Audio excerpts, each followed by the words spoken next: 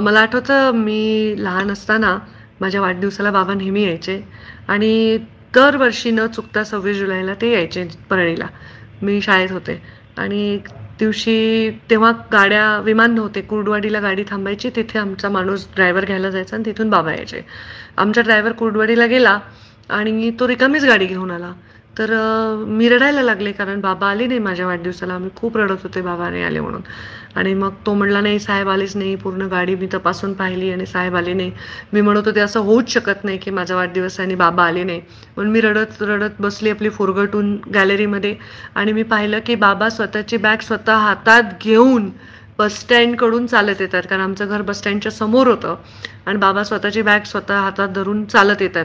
आमच्याकडे काम करत होता तेव्हा तो मुलगा तो म्हणला, "साहेब बॅग द्या." ते म्हणले, "नाही देणार." ते खूप चिडले होते आणि ते सगळ्यांना रागवत होते की मी कुर्डवाडीच्या गाडीत होतो, ड्रायव्हरने नीट पाहिलं नाही आणि मला तिथून बसनी यावं लागलं आणि 3-4 ठिकाणी बस बदलत यावं लागलं, कारण डायरेक्ट परळीला तेव्हा बसही नव्हती.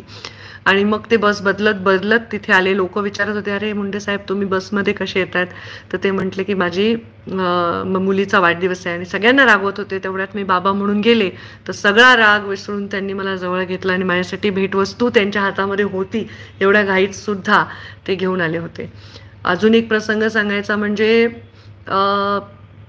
मला जेव्हा माझा मुलगा झाला, मला बाळ झालं, आर्यमन झाला, तेव्हा सगळे लोक इतके उत्साहात होते की अरे बाळ झालं, बाळ झालं. सगळे बाळाला घेत होते, माझ्या बहिणी, सगळे आई सासरचे. आणि माझ्याकडे कोणी पाहतच नव्हतं, पण तेवढ्या घाईत येऊन बाबा माझ्याकडे आले आणि माझ्या डोक्यावर हात फिरवून ते म्हणले, "बेटा, तुला खूप त्रास झाला का?" आणि मला खूप खरं तर विचारायला सगळ्या बायकांनी तिथल्या पाहिजे होतं, पण हे मला बाबांनी विचारलं आणि मग ते नातवाकडे वळले आणि त्यांना खूप आनंद झाला. त्यांनी खूप सगळ्यांना फोन करून सांगितलं की मला नातू झालाय आणि ते नेहमी मला म्हणायचे की तू मला तुझ्यावर खूप अभिमान आहे, तू सगळ्या लढायातून बाहेर निघशील, तू योग्यच करशील जे करशील.